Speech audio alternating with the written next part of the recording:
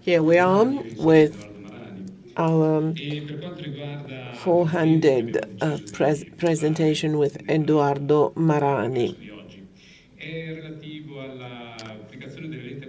We're going to talk about rigid contact lenses, large diameter rigid contact lenses for multifocal use.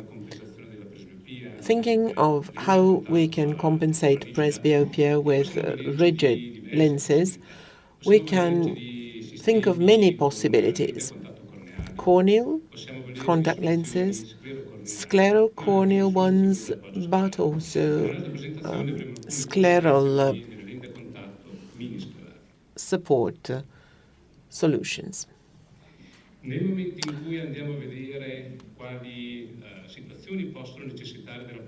Considering which are the indications for scleral support contact lenses, we have many indications. For example, there may be shape abnormalities in the cornea, and if aberrations have to be corrected, a rigid scleral support contact lens may be a good option. We can use it as an alternative to corneal solutions if they do not provide the expected result.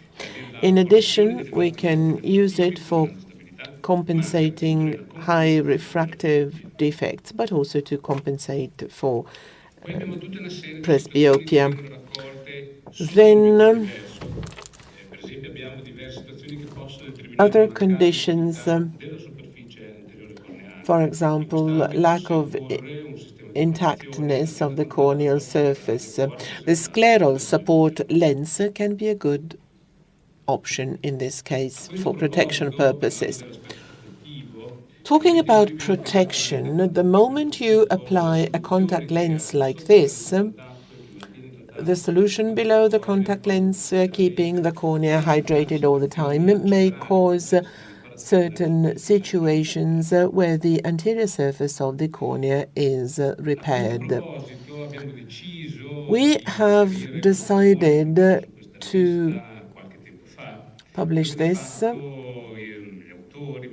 We have decided to show you this publication where the authors have looked at how scleral lenses behave from the protective point of view. The number of patients studied is large. The number of eyes is also high. They were studied from June the 1st, 2006 to November the 30th, 2011. In their conclusion, they say that scleral lenses are a good option for patients requiring protection of the corneal surface, with the indications we saw before. In our talk, we have decided to add this case that we have treated with mini-scleral lenses with several goals in our mind. Here you have the pictures of the eye surface. We're talking about the right eye of a patient with rheumatoid arthritis and exposure keratitis. Those were the images before the contact lens fitting. This is what happens from the topography point of view on the anterior surface of the cornea. 2 points here. The color of the anterior tangential topography, where you have a change in shape, which is quite marked. Look at the colors on the anterior surface of the cornea. Corneal toricity brings about quite modest astigmatism. Let's see what happens in a barometry on the anterior surface of the cornea. Over and above astigmatism, which is quite modest, there is quite a large coma component. because of the change in the intactness, in the integrity of the cornea. So apart from lack of integrity, there is also an optical component that can be corrected with scleral contact lenses, for example. Here, there is a reduction in the optical quality of the cornea. Posteriorly, in aberrometry, there are no specific aberrations that are worth mentioning. Let's look at the optical quality of the cornea. There's a considerable influence of the anterior surface and a reduction in the optical quality of the cornea as a whole, and this may affect the visual performance and the quality of life of this patient.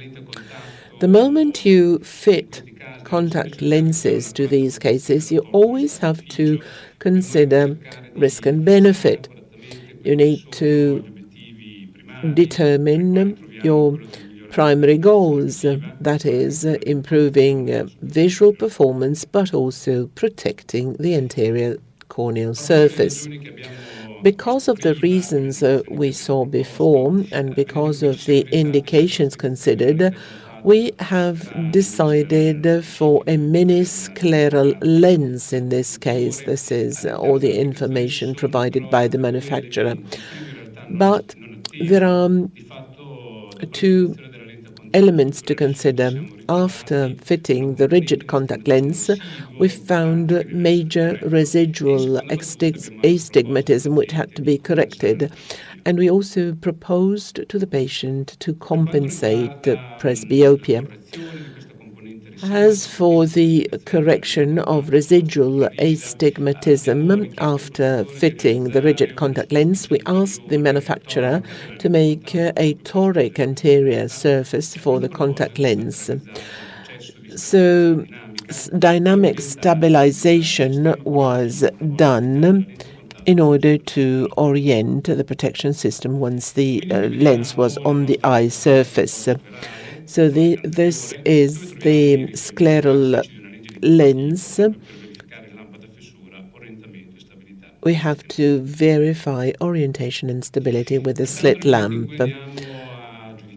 When judging the relationship between the contact lens and the eye surface, we use the slit lamp, as I said. Apart from the classical steps, such as the assessment of the height of the clearance and how the lens overcomes the limb area and the corneal area, we also need to assess the orientation and stability of the correction system. Compensation for presbyopia. In agreement with the patient, we decided to have modified monovision. We kept the left eye as the dominant eye for distance correction. For the non-dominant eye, we have used a multifocal scleral contact lens for presbyopia compensation. Finally, and this is something I need to stress, there are two components. One is correction by working the anterior surface in a toric way to correct astigmatism, residual astigmatism, and also multifocal near center component for correcting presbyopia. This is what the manufacturer did inside the optical zone. In the geometric center, we have the power for proximal or for near distance. As we get to the periphery of the lens in the optical zone, we find the power which is suitable for looking at a distance.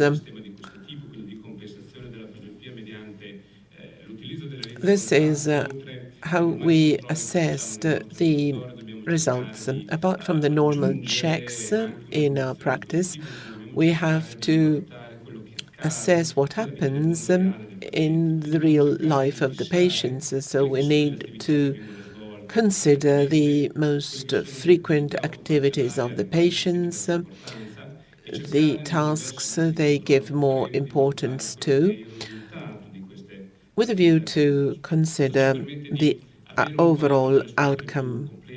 We can get an overall picture of the situation, so that in the follow-up visits we can identify what to do in order to increase visual performance if necessary.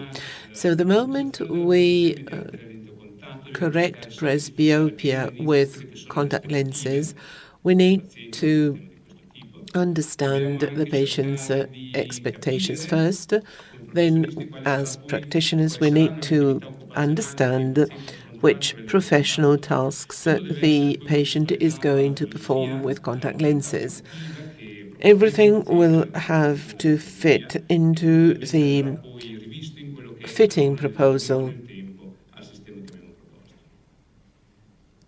And over time, we have to continue reassessing.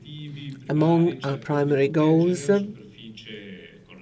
we needed to protect the corneal surface. This is what happened 7 days after using the contact lens for a few hours a day.